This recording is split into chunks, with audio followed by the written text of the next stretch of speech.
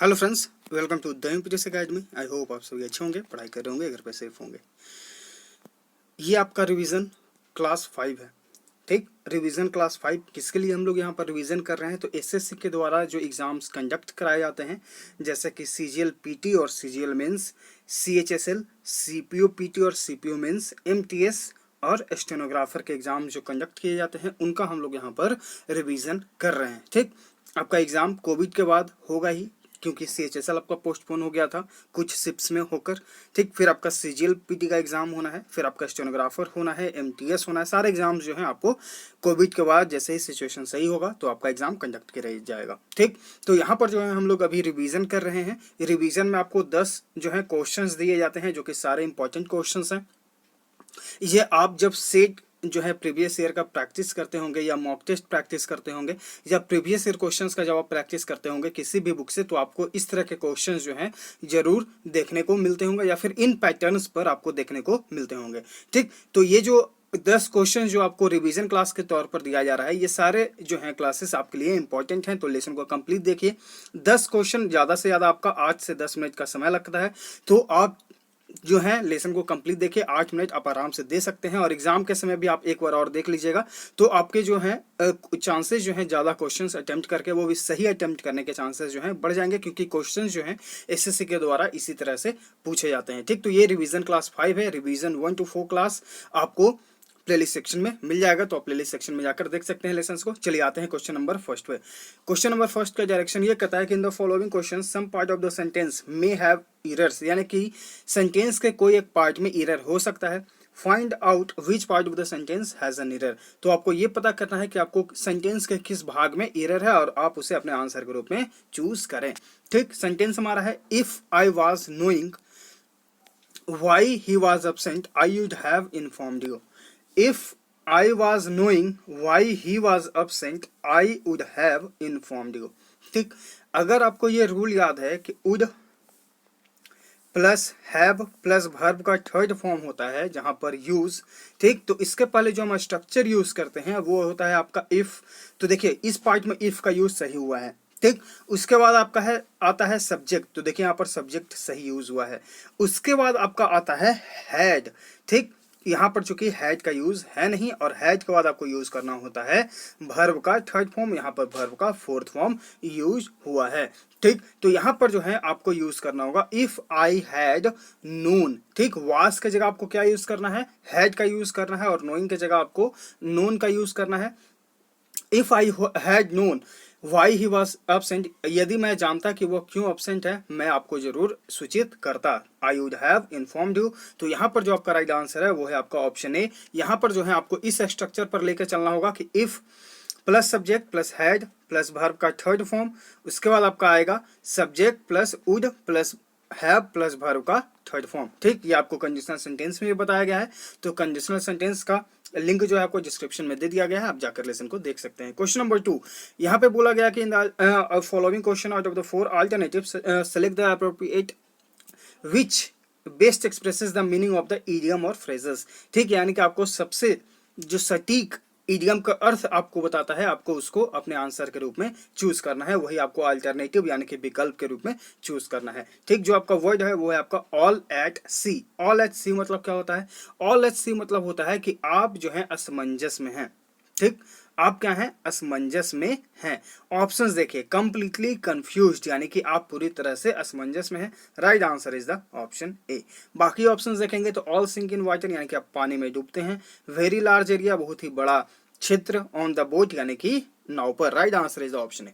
Question number 3, यहाँ पे आपको एक्टिव पैसिव वॉइस में चेंज करना है। A poem was being written by me. ठीक, देखिए subject was aware plus being plus verb का थर्ड फॉर्म, यानी कि ये आपका जो है पैसिव वॉइस में चेंज हो चुका है, तो इसे आपको एक्टिव वॉइस में चेंज करना है। तो यहाँ पर देखिए वाज प्लस बीइंग का यूज हुआ, यानी कि सेंटेंस आपका जो है पास्ट कॉन्टिन्यूअस में है। पास्ट कॉन्टिन्यूअस में, तो पास्ट कॉन्टिन्यूअस में आपका स्ट्रक्चर हो जाएगा subject plus was aware plus verb का फोर्थ फॉर्म। ठीक, तो अगर आप ऑप्शंस को देखेंगे तो यहाँ पर यूज हुआ हैड बीन एलिमिनेट, यहाँ पर देखिए एम का यूज हुआ एलिमिनेट, यहाँ पर देखिए वास का यूज हुआ है, और यहाँ पे हैव बीन का यूज हुआ है, तो हैव बीन वाला ऑप्शन भी एलिमिनेट। तो right answer is the option C. तो यहाँ पर वॉइस में हम लोगों ने क्या किया, सिर्फ अपने हेल्पिंग वर्ब को हमने देखा और उसे ही देखकर जो है अपने ऑप्शंस को एलिमिनेट किया और राइट आंसर पे आ गए। ठीक, तो यहाँ पर जो आपका राइट आंसर है वो है आपका ऑप्शन सी। तो अगर आपको वॉइस नरेशन में किसी प्रकार का दिक्कत है तो आपको डिस्क्रिप्शन में लिंक मिलेगा, SSC 45 डेज प्लेस के नाम से एक प्लेलिस्ट बना हुआ है, आप जाकर देख सकते हैं, या फिर आप हमारे प्ले सेक्शन में भी जाकर देख सकते हैं। क्वेश्चन नंबर 4, यहाँ पे आपको इडियम का अर्थ बताना है। एट वंस फिंगर्स इंस, इसका मतलब क्या होता है? इसका मतलब होता है कि संपूर्ण ज्ञान किसी चीज के बारे में, या फिर आप जो है उस चीज में, या मतलब किसी भी चीज में, किसी पार्टिकुलर चीज में बहुत ही एक्सपर्ट है, अनुभवी है। ठीक, ऑप्शन देखिए, sharpening your skills in anticipation of future challenges, यानी कि आप जो है अपने स्किल्स को शार्पन करते हैं, तेज करते हैं इन एंटिसिपेशन। एंटिसिपेशन मतलब होता है पूर्वाभास, फ्यूचर में जो चैलेंजेस का आप जो है पूर्वाभास कर लेते हैं और आप उसी का स्किल में शार्पनिंग कर रहे हैं। राइट आंसर यहाँ पे कौन सा है ये हम देखते हैं, तो ये तो आपका ऑप्शन एलिमिनेट हो गया। To have complete knowledge to be expert in, यानी कि आपके पास संपूर्ण ज्ञान है, आप उसमें अनुभवी हैं। Right answer is the option B. ठीक, बाकी ऑप्शन देखिए, तो to have everything in one place, यानी कि एक ही जगह पर सब कुछ होना। गेटिंग रेडी फॉर वर्क और अ न्यू प्रोजेक्ट, यानी कि आप तैयार होते हैं किसी नए काम के लिए। क्वेश्चन नंबर 5, यहाँ पे आपको करेक्ट स्पेल को चूज करना है। ठीक, करेक्ट यानी कि सही जो आपका स्पेलिंग लिखा हुआ है वो आपको चूज करना है। तो यहाँ पर जो वर्ड लिखा गया है वो लिखा गया है कॉन्ग लो मी रेट। ठीक, कॉन्ग लो मी रेट, कॉन्गलो मी रेट, इसका मतलब क्या होता है? इसका मतलब होता है एकत्र, समूह। ठीक, तो ये सिनोनिम में पूछा गया SSC के द्वारा, ध्यान दीजिएगा। तो यहाँ पर जो आपका राइट आंसर हो जाएगा वो हो जाएगा आपका option B, conglomerate. Question number 6, यहाँ पे आपको बोला गया है in the sentence identify the segment which contains the grammatical error, यानी कि आपको ग्रामेटिकल एरर को इस सेंटेंस में फाइंड आउट करना है। One of my friends are going for Himalayas expedition, one of my friends. ठीक, हम स्ट्रक्चर जानते हैं, वन ऑफ के बाद जो हमारा नाउन सब्जेक्ट आता है वो अपने प्लूरल फॉर्म में होता है। ठीक, और जो वर्ब यूज होता है हेल्पिंग वर्ब वो अपने सिंगुलर फॉर्म में यूज होता है, सिंगुलर फॉर्म में यूज होता है। ठीक, तो वन ऑफ के बाद हम देखते हैं कि हमारा जो नाउन होना चाहिए वो प्लूरल फॉर्म में होना चाहिए। तो यहाँ पर आपका जो नाउन है, जो सब्जेक्ट है वो अपने प्लूरल फॉर्म में, देखिए फ्रेंड्स है, लेकिन जो वर्ब होना चाहिए वो सिंगुलर फॉर्म में होना चाहिए। यहाँ पर जो हेल्पिंग वर्ब यूज हुआ है आपका ये प्लूरल फॉर्म में है, तो आर की जगह हम क्या यूज करेंगे? इसका यूज करेंगे, यानी कि वन ऑफ के बाद नाउन प्लूरल और हेल्पिंग वर्ब सिंगुलर होना चाहिए। तो right answer is option B, are की जगह इसका यूज करिए। क्वेश्चन नंबर 7, यहाँ पे अगर आपको ग्रामेटिकल रूल्स को देखना है, ठीक, सीखना है ग्रामेटिकल रूल्स को, तो आपको डिस्क्रिप्शन में लिंक मिलेगा, बाबा ज्ञान ग्रामर रूल। ठीक, तो उस प्लेलिस्ट में आपको सारे इंपॉर्टेंट ग्रामर रूल्स मिल जाएंगे। क्वेश्चन नंबर 7, यहाँ पे आपको बोला गया है कि select the most appropriate option to substitute the whole segment in the given sentence, यानी कि आपको एक सेंटेंस दिया गया है, अगर आपको लगता है कि उसमें इंप्रूवमेंट है तो जो सही सेंटेंस है आप उसको अपने आंसर के रूप में चूज करें, नहीं तो फिर नो इंप्रूवमेंट ऑप्शन के साथ जाएं। It is high time we shall our old car. ठीक, तो देखिए ये आपका ग्रामर रूल है।